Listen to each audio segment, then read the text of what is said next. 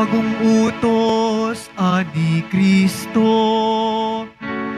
Mag-ibigan sana kayo, katulad ng pag-ibig ko. Hallelujah, Hallelujah,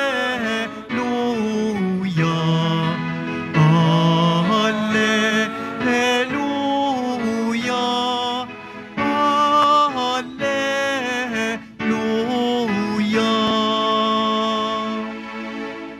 Sumainyo ang Panginoon. At sumaiyo rin. Ang mabuting balita ng Panginoon ayon kay San Lucas. Papuri sa iyo, Panginoon. Noong panahong iyon, may isang eskribang lumapit kay Jesus upang siya'y subukin.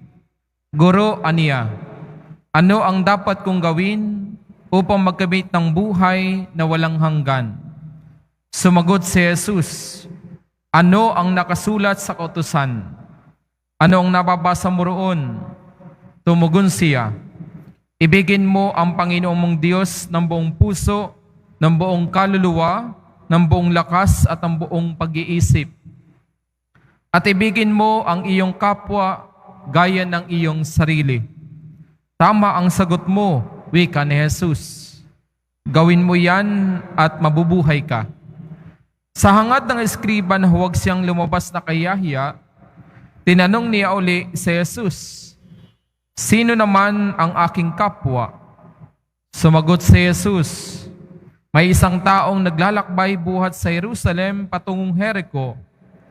Hinarang siya ng mga tulisan, kinuha pati damit sa katawan, binugbog at halos patay na ng iwan. Nagkataon dumaan doon ng isang saserdote at pagkakita sa taong nakahandusay, siya'y lumihis at nagpatuloy ng kanyang lakad. Dumaan din ang isang Libita, ngunit tinignan lamang niya ito at nagpatuloy ng kanyang lakad.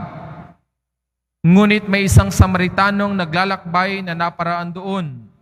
Nakita niya ang hinarang at siya'y nahabag.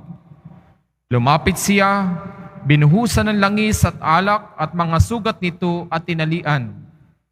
Saka isinakay ang tao sa kanyang sinasakyang hayop. Dinala sa bahay panuluyan at inalagaan doon.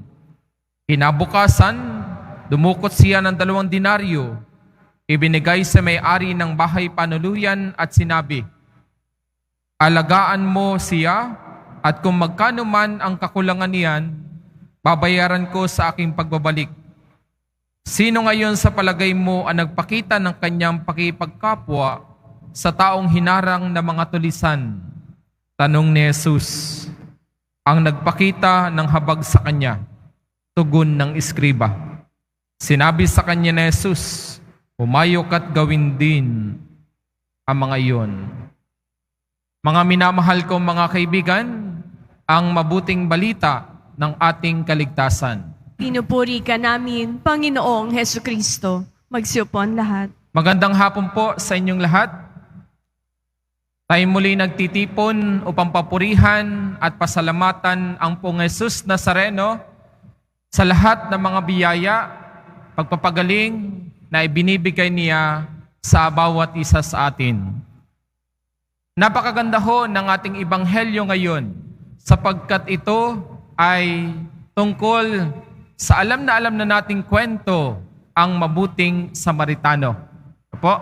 Pero ilalapat natin sa ating buhay upang sa gayon tayo magkaroon ng kaligtasan.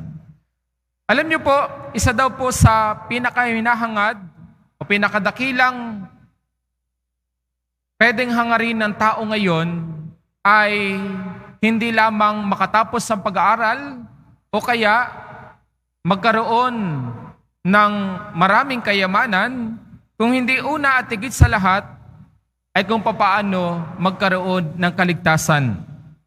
Sapagkat baliwala po ang lahat na mayroon tayo, ang mga pagsusumikap natin, kung hindi naman tayo makararating sa kalangitan, kung hindi naman tayo magkakaroon ng kaligtasan. Kaya nga ito ang tanong ng iskriba sa ating ebanghelyo ngayon. Tinanong niya ang ating Panginoong Jesucristo, Guro, paano po ba ako magkakaroon ng buhay na walang hanggan? Marahil ito rin ang tanong ng bawat isa sa atin. Minsan natatanong natin sa buhay natin, paano ako magkakaroon o maliligtas ba ako pagkatapos ko mamatay sa daigdig na ito? Alam niyo po, ang katanungan pong ito ay sinasagot ng iisang salita lamang. Paano tayo magkakaroon ng kaligtasan? Sa pamamagitan ng pagmamahal. At ito ang malinaw na sinagot ng ating Panginoong Jesucristo na ikaw ay magkakaroon ng kaligtasan, pwede kang maligtas kung ikaw ay mayroong pagmamahal. Pagmamahal sa Diyos at pagmamahal sa kapwa. Ang pinaka-common sa kanila ay ang salitang pagmamahal. Ngayon ay ang tanong, paano naman tayo o paano natin mailalapat, may sasabuhay ang pagmamahal natin sa Diyos at sa ating kapwa? Ito sinasagot tayo ng kwento ng The Good Samaritan, ng mabuting Samaritano. Sabi rito, maging mahabagin, hindi lamang maawain. Gusto natin magkaroon ng buhay na walang hanggan, maging mahabagin, hindi lamang maawain. Ang pagiging mahabagin ay kakaiba sa pagiging maawain, sapagkat ang maawain ay nasa level lamang ng pakiramdam.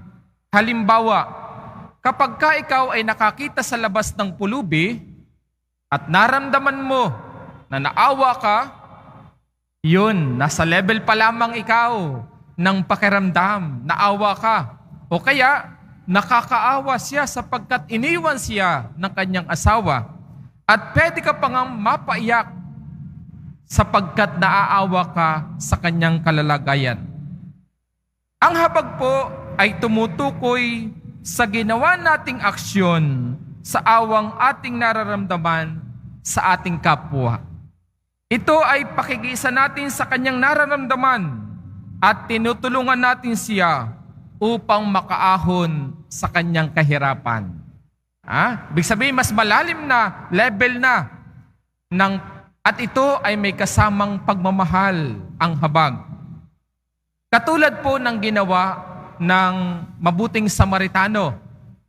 Hindi lamang siya tumingin, hindi lamang niya nilampasan ang lalaking binugbog, na katulad ng ginawa ng saserdote at Levita, kung hindi isinakay niya sa kanyang sinasakyang hayop at dinala sa pagamutan at binayaran pa ang nanggagamot. Ito ay palatandaan ng kanyang habag na mayroong pagmamahal. Ang habag po ay aksyon ng pusong nagmamahal. Ang tunay na pagbibigay ay nanggagaling hindi sa kamay, kung hindi sa puso. Hindi ang laki ng halaga, kundi ang laki ng puso ang sukatan ng tunay na pagbibigay. Sabi ni Mother Teresa of Calcutta, it is not how much we give, but how much love we put into giving. Napakahalaga ng mayroong pagmamahal sa pagbibigay, sapagkat pwede ang isang taong magbigay ng walang pagmamahal, pero hindi siya pwedeng magmahal ng walang pagbibigay. Napakahalaga po yun, sapagkat sa aking karanasan, ako po ay from Quezon, marami binabagyo kami. At nagpapasalamat naman ako sa mga taong nagbibigay, of course, kasi marami talaga nagbibigay. Pero may mga taong nagbibigay, yung bang sobra na sa kanila. Yung bang basura na sa kanila. Alam niyo po, hindi naman lahat ng pagbibigay ay kinalulug na ng Diyos. Ang tunay na pagbibigay ay yung naramdaman mong ikaw ay nasasaktan at nawawalan, sapagkat doon pumapasok ang tunay na pagmamahal. Nandoon ang tunay na habag. Kaya mga minamahal ko mga kaibigan, magbigay tayo. Magbigay tayo sa nangangailangan upang sa gayon magkaroon tayo ng buhay na walang hanggan. At sana lahat naman tayo ay lilipas sa daigdig na ito. Magkikita-kita tayo sa langit. At sasabihin natin sa bawat isa, nandito ka rin pala sa langit. Given na yun. Bakit nandito ka sa langit? Sapagkat ikaw ay nagpadama ng habag at pagmamahal sa iyong kapwang nangangailangan.